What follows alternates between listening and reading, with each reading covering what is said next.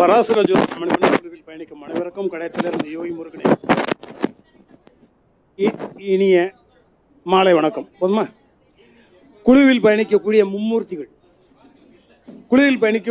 மும்மூர்த்திகள் சூரியனும் சந்திரனும் அட்மின்கள் அவர்களுக்கும் அடியனுடைய வணக்கங்கள், வாழ்த்துக்கள்.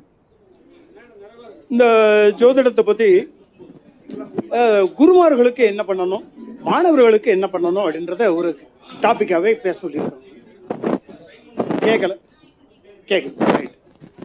இந்த குருமார்கள் அப்படின்னு சொல்லும்போது ஃபஸ்ட்டு காலையில் எழுந்திரிச்சு குடிங்க, நேற்று நிறைய ஒரு பட்டையாக போடுங்க, இனிமையாக பேசுங்க. பேசும்போது என்ன ஆகிட்டுக்குன்னா வர்ற கிளைண்ட்டு மனசு நோகாமல் பேசுங்க. இது மனசு நோகக்கூடிய லெவலில் பேசி எந்தவான பிரயோஜனமும் கிடையாது. இது நம்பர் 1. ஒழுக்கம் அப்படின்றத பற்றி நீங்கள் எந்த விதத்துலையும் யார்த்தையுமே பேசாமல் இருக்கிறது ரொம்ப ரொம்ப ரொம்ப ரொம்ப சிறப்பு. ஒழுக்கத்தை பற்றி யார்த்தையும் எதுவுமே பேசவும் வேண்டாம், ஏன்னா அது நம்ம வேலையும் கிடையாது. நிறைய புஸ்தகங்களை படிங்க. எல்லா மூல நூல்களும் ஒவ்வொரு விதமான கருத்துக்களை கொண்டிருக்கிறது. எல்லாத்தையும் என்ன பண்ணால் எல்லாத்தையுமே கொண்டு வந்து சாராம்சமாக என்ன பண்ண முடியாது, உங்களுக்கு தர முடியாது. ஒவ்வொரு நூல்கள்லையும் ஒவ்வொரு விதமான கருத்துக்கள் இருக்கும். அந்த கருத்துக்களை நீங்கள் தேடி பிடிச்சி எடுத்துக்கிடுங்க, அதை மக்களுக்காக சொல்லி கொடுங்க.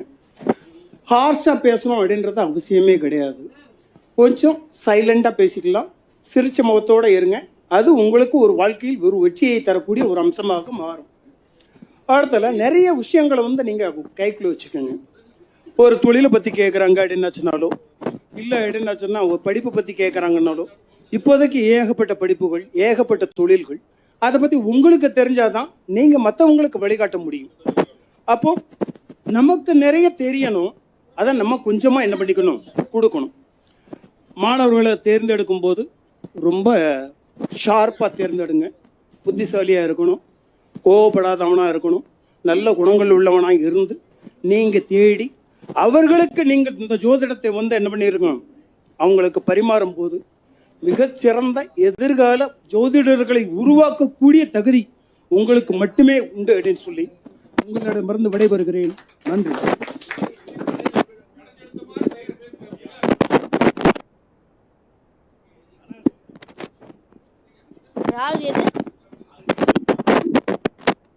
ராகு எதை எப்படி பார்க்கணுமா?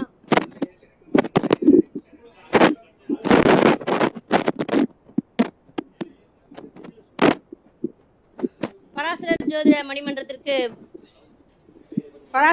மணிமன்றத்தில் பயணிக்கக்கூடிய அனைத்து ஜோதிட சொந்தங்களுக்கும் கரூர் அஸ்வமணிமேகலையின் அன்பான வணக்கம். இப்போ டவுட் என்னன்னா, நான் நினைச்சிட்டு வந்தது வேற, திடீர்னு ராகு எது என்னதான் செய்யும்னு ஒரு பலனை சொல்லுவேன். அப்படிதான் நான் உன்னை ப்ரிப்பேர் ஆன ஒரு பிட்டை போட்டுட்டு நீ வேற பேச வச்சு திக்குமுக்காட வைக்கிறதா வேலை. அதாவது ராகு திசையில உரையூத்துறத பத்தி சொன்னாரு. அடுத்த ராகு அப்படின்னு ஆக்கிரமிச்சிருக்கிறாருன்னு நினைக்கிறேன். நான் வர்றதுக்குள்ள டீ ஆறிடக்கூடாது. அதாவது இப்போ ராகு கேதுகள், நீங்க தானே கேட்டீங்க வெற்றி பாலன். ராகு கேதுகள் அப்படின்னா, ராகு கேதுகளுடைய பலன் அப்படின்னா, இப்போ நீங்கள் மற்ற 7 கிரகங்களுக்குமே ஒரு காரகம் கொடுத்துருக்கான், ஒரு குணம் கொடுத்துருக்கான், ஒரு வீடு கொடுத்துருக்கான். அந்த இடத்துல ஒரு நட்சத்திரங்களை ஒவ்வொரு ராசிலையும் கொடுத்துருக்குறாங்க. அப்போ நம்ம இது இப்படி தான் வேலை செய்யும் அப்படிங்கிற ஒரு விஷயம் கலத்திரக்காரகன், தொழில்காரகன், உழைப்புக்காரகன் நம்ம சொல்லிடுறோம். ஆனால் ராகு கேதுகள் நிழல் கிரகம் அப்படிங்கிறதுனால நம்ம அதனுடைய கால்குலேஷனை கணக்கு போடுறதுங்கிறது கொஞ்சம் ஸ்பெஷலான ஒரு நுணுக்கமாக தான் அதனுடைய பாயிண்ட்டை பிடிக்க முடியும். எப்படி அப்படின்னா, நான் நேராக ரிசல்ட்டாக அந்த சூட்சமத்தை சொல்கிறேன். என்னென்னா, ஒரு ராகு திசை நடத்துகிறாருன்னு வச்சுக்கோங்க, ஒன்றும் இல்லை. இப்போ லக்னத்தில் ராகு இருக்கிறாருன்னு வச்சுக்கோங்க, தசாபத்தி நடத்துகிறாரு. இந்த ராகு 2 வேலையும் செய்யும், கெடுக்கவும் செய்யும், கொடுக்கவும் செய்யும். முதல்ல அந்த ஜாதகருக்கு கெடுக்குதா கொடுக்குதான்னு முதல்ல கால்குலேஷன் பண்ண தெரியும். இந்த ராகு திசை நமக்கு நல்ல திசையான்னு கணக்கெடுக்க தெரியணும் அப்படின்னா, முதல்ல ராகு உட்கார்ந்த வீட்டு அதிபதி.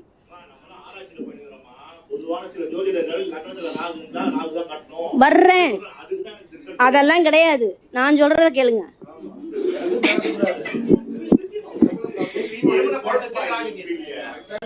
லக்னத்துல ராகு இருக்குன்னா, சொல்றத கேளுங்க. லக்னத்துல ராகு இருக்கு அப்படின்னா, ராகு உட்கார்ந்த வீட்டு அதிபதி செவ்வாயும் ராகு உட்கார்ந்த நட்சத்திராதிபதி இப்ப ஒண்ணும் இல்லை. இப்ப மேஷத்துல ராகு இருக்கு, லக்னத்துல ராகு இருக்குன்னு வச்சுக்கோங்க, பரணி நட்சத்திரத்துல இருக்குதுன்னு வச்சுக்கோங்க. இப்போ செவ்வாயும் சுக்கிரனும் ஆரட்டா போக கூடாது. செவ்வாயும் சுக்கிரனும் ஆரட்டா போயிட்டா பாயிண்ட் ராகு திசை வேஸ்ட். புரியுதுங்களா? அடுத்தது இந்த ராகுங்கிற விஷயத்தையும் நீங்க விட்டுறலாம், அது தேவையே இல்லை. ராகு அமர்ந்த வீட்டதிபதியும் நட்சத்திராதிபதியும் செவ்வாயும் சுக்கிரனும் தான் மெயினா ராகு திசை ஆக்டிவேட் பண்ணுவாங்க.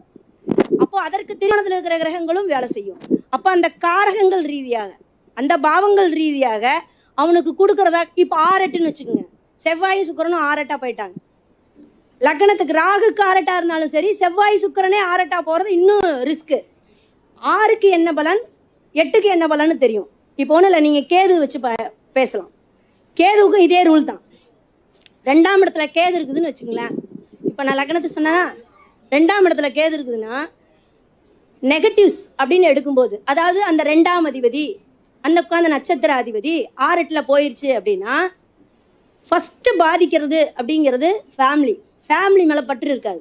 ஃபேமிலியில நல்ல பிள்ளை ஆகவே முடியாது, காசு பணம் சேராது. இன்னும் இந்த கேதுக்கு இப்போ நீங்க பெண்கள் அப்படின்னா, இப்போ எங்க வயசுக்கு மேல வந்துட்டு இருக்கிற பெண்களுக்குலாம் பாத்தீங்கன்னா ஈஸியா முகத்துல வந்து இந்த மங்கு பருவு இதெல்லாம் ஈஸியா வர ஆரம்பிச்சிடும். 2ல இருக்கிற கேது ஒண்ணுமே பண்ண முடியாது. வருண்டி கவலையை பொறுத்து வரும். இதுவே பாசிட்டிவ் அப்படின்ற விஷயம் அங்கதான் நுணுக்கமே இருக்கு. எல்லா கேதுவும் கெடுக்காது. அந்த 2ல இருக்கிற கேது பாசிட்டிவா அந்த வீட்டதிபதி அந்த நட்சத்திர அதிபதி நல்லா இருந்துருச்சு அப்படின்னு வச்சுக்கோங்களேன். ஃபேவரா 1-5-9 4-7-10, இன்னும் சொல்லப்போனா 3-7-11, இன்னும் அந்த வீட்டதிபதி உச்சம், கேது உட்கார்ந்த வீட்டதிபதி உச்சம் அப்படிலாம் ஆயிடுச்சுன்னா காசு மற்றவனுக்கு அந்த 2ஆம் அதிபதி தானே சொன்னோம். 2ஆம் அதிபதியெல்லாம் உச்சம் கேதுக்கு ஃபேவரா இருக்குன்னா வட்டிக்கு கொடுக்குற அம்சத்தையெல்லாம் கொடுக்கும். ஆனா நெகட்டிவ் ஆகும்போது வட்டி கட்டிகிட்டே இருக்கிற அம்சத்தை கொடுக்கும். இந்த வாழ்க்கை பாதிக்கிறதும் குடும்பத்து மேல பற்று இல்லாததும் மாற்றவே முடியாது. ஒன்றும் இல்லை, இப்போ 4ல் கேது இருக்குதுன்னு வச்சுக்கோங்களேன். 4ல் கேது இருக்குது அப்படின்னா இந்த 4ஆம் அதிபதி அப்படிங்கிற ஒரு விஷயம், அந்த வீடு அப்படிங்கிறது நீங்கள் பார்த்தீங்கன்னா, என்னதான் நீங்கள் எவ்வளோ பெரிய வீடு எவ்வளோ சின்ன வீடாக இருந்தாலும் கூட பூஜை ரூமுக்குன்னு ஒரு தனி இடம் ஒதுக்குவாங்க. அதே சமயம் அந்த வீட்டுக்குள்ள சின்ன இடம் கேட்டுக்குள்ள இருந்தால் கூட அதெல்லாம் பூச்செடி லொட்டு லொசுக்குன்னு வாங்கி நிரப்பி வச்சுக்கிட்டே இருப்பாங்க. வீட்டை அந்த இடைஞ்சலாக்குவாங்க. 4ல் இருக்கிற கேது உள்ள நுழையிறதுக்கே இடைஞ்சலாக தான் இருக்கும். இந்த பாயிண்ட்லாம் அதில் எடுக்கலாம் 4ஆம் அதிபதியா. அப்போ கெடுக்கிறது ஒன்று இருக்குது, கொடுக்குற விஷயங்கள்ங்கிறது ஒன்று இருக்குது. இந்த இடத்துல வந்து பார்த்தீங்கன்னா இப்போ 6-8 அப்படிங்கிற விஷயத்த நான் ரொம்ப, இப்போ நீங்கள் 6ஆம் இடத்துல ராகு இருக்கிறத ரொம்ப யோகங்கிறோம், 6ல் கேது இருக்கிறதும் யோகங்கிறோம். அப்படிலாம் இல்லை, அந்த வீட்டு அதிபதி தான் முக்கியம். அதை உட்கார்ந்த நட்சத்திர அதிபதி தான் ரொம்ப முக்கியம். அந்த வீட்டு அதிபதி கெட்டிருந்தது நீசமாக அப்படின்னா இன்னும் நமக்கு டேஞ்சர். அந்த திசை இம்மி கூட வேலை செய்யாது. நீங்க வேணாலும் நீங்க பாத்துக்குங்க. அந்த ராகுவை கால்குலேஷன் பண்றது இவ்வளவுதான். இப்போ 8 அப்படிங்கிறது 2-5 நல்லா இருந்துச்சுன்னா, 8-6ல் கேது உட்கார்ந்து தசாபுத்தி நடத்துதுன்னு வச்சுக்கோங்களேன். 2-5 நல்லா இருக்கு, ஆட்சி பெற்றிருக்குது, வலுவா இருக்குது அப்படின்ட்டா காசை அடுத்தவங்கிட்ட கொடுத்து கடன் கொடுத்து ஏமாறுவோம். 2-5 கெட்டு போச்சுன்னா கடன் வாங்கி சூசைட் பண்ணுவோம். இவ்வளவுதான் விஷயம். அப்போ 6-8ல் கேது உட்கார்ந்து தசாபுத்தி நடத்தினா கடன் வாங்கக்கூடாது. ஆனா அது மாங்கல்ய ஸ்தானம் அப்படிம்போம், நம்ம ஆயில்ம்போம். என்ன மாதிரி துக்கம் என்ன மாதிரி கேஸ் வருதுங்கிறத தெரியணும். அப்போ அதுக்கு 2-5 பலப்படுதா. கடன் அப்படிங்கிற ஒரு விஷயம், கடன்னால டார்ச்சர், கடன்னால துன்பம் விஷயத்த எடுக்கிறோம் அப்படின்னா அந்த வீட்டுக்கு அதிபதியை நீங்க பார்க்கணும் கண்டிப்பா. இந்த 8-6 இதெல்லாம் ரொம்ப முக்கியமான விஷயம். இப்ப 5ல் இருந்தா புத்திரன் இல்லைங்கிறாங்க. ஆனா 5ல் கேது ராகுல இருந்ததுன்னா எடுத்தோடனே ஆண் வாரிசே கிடைக்கும். அங்கேயும் அதே கான்செப்ட் தான். எடுத்தோடனே முதல்ல வாரிசு கிடைக்கும்.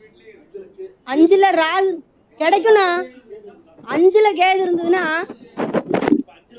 5ல் கேது இருந்து 5ஆம் அதிபதி பலமா இருந்துருச்சு அப்படின்னா, 5ஆம் அதிபதியோ 5ஆம் இடத்துல இருக்கிற நட்சத்திர அந்த கேது உட்கார்ந்த நட்சத்திராதிபதி நல்லா இருந்துருச்சுன்னா அருமையான பையன் இருப்பான். பேர் எடுக்கிறதும் அவன் தான், பேரை க்ளோஸ் பண்றதும் அவன் தான். அதெல்லாம் தேவையே இல்லை. நமக்கு தசாபுத்தி தான் நமக்கு மெயின். தசாபுத்தி அந்த வீடு தான் மெயின். இதுதான் ராகு கேதுனுடைய முக்கியமான ஒரு சூட்சமத்தை சொல்ற விஷயம். இதுல முடிச்சிங்களா?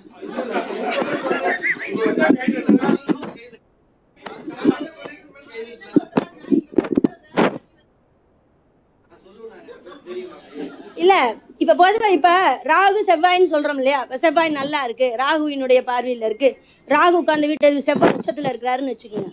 அவனுக்கு தான் அரசாங்கம், மருத்துவம், சிவில் சர்வீஸ் சம்பந்தப்பட்டது, இந்த ஆடியோ ஆஃபீஸ் சம்பந்தப்பட்டது, வண்டி வாகனம், இதெல்லாம் அரசாங்கத்தோட கான்ட்ராக்ட் எடுத்து படிக்கலாம் கூட கான்ட்ராக்ட் எடுத்து கூட அதை சம்பாதிப்போம் ராகு திசை பட்டைய கலப்பு. அதே மாதிரி சுக்கிரன் அப்படிங்கும்போது சுக்கிரன் ஒரு உச்சம் பெற்றோ ராகுக்கு திரிகோணத்திலயோ இருந்து தசாபுத்தி நடத்துச்சு அப்படின்னா அந்த ஆயில் சம்பந்தப்பட்டது, காசு பணங்கள் சம்பந்தப்பட்டது, குடுக்கல் வாங்கல் சம்பந்தப்பட்டது, இது எல்லாமே சூப்பரா இருக்கும். அதே கெட்டு போனா டோட்டலா அப்படியே மாறும். பெண்கள் விஷயத்துல கெட்ட பேரு, வண்டி வாகனத்துல பிரச்சனை, கேஸ், இதெல்லாம் அப்படியே மாறும். ஒண்ணுக்குள்ளேயே தான் இன்னொன்னுக்கும் விட இருக்கு. இந்த விஷயம் மெயின் நாங்கள்ல சுத்தி போடுறது அவ்வளோ விஷயம் பேசியிருக்கேன். இப்ப நீங்க இப்ப மூணுல ராகு, மூணுல கேது அப்படின்னு சொல்றோம் இல்லையா? இப்ப இந்த 3ஆம் அதிபதி அப்படிங்கிறத விட எந்த லக்னமாக இருந்தாலும் ராகு புதன்லாம் காம்பினேஷன்ல உட்கார்ந்து 3ஆம் இடத்தோடு தொடர்பு கட்டு ராகு புதன்லாம் சேர்க்க இருந்தது அப்படின்னா அவங்க அந்த வீட்டு அதிபதி, நட்சத்திராதிபதி, இதே பாயிண்ட் அப்படியே வச்சுக்கிட்டு பாத்தீங்கன்னா உங்களுக்கு இந்த ட்ரேடிங் சம்பந்தப்பட்ட விஷயம், ஆன்லைன் சம்பந்தப்பட்ட விஷயங்கள், இது எல்லாத்துலேயுமே பார்த்தீங்கன்னா அந்த நுணுக்கமான புதன் ராகு காம்பினேஷன்ல எல்லாமே பட்டையை கலப்போம். சூப்பராக இருக்கும். என்ன சொல்லுவாங்க, வெளிநாட்டு தொடர்புகளாகட்டும், அந்நிய செலவணியாகட்டும், எல்லா இதுலேயுமே வரும். அப்டேட் ஆகிட்டே இருப்பான். அது அந்த அப்டேட் உண்டான அனைத்து இப்போ டெக்னாலஜி படிப்பு சம்மந்தப்பட்டது இருக்குல்ல, அத்தனையும் அதில் ஃபேவராக இருக்கும். அப்படியே டோட்டலாக அந்த வீட்டு அதிபதி நீசம், 3ஆம் அதிபதி கெட்டு போச்சு, நீச புதன், அந்த திரிகோணத்தில் இருக்கிற கிரகங்கள் அப்படின்னு எடுத்துக்கிட்டிங்கன்னா அது அப்படியே அந்த பலனை மாறி ஸ்கின் டிசீஸ்ல இருந்து அந்த ஷேர் மார்க்கெட்ல காசை விடுறதாகட்டும், இது அப்படியே மாறும்.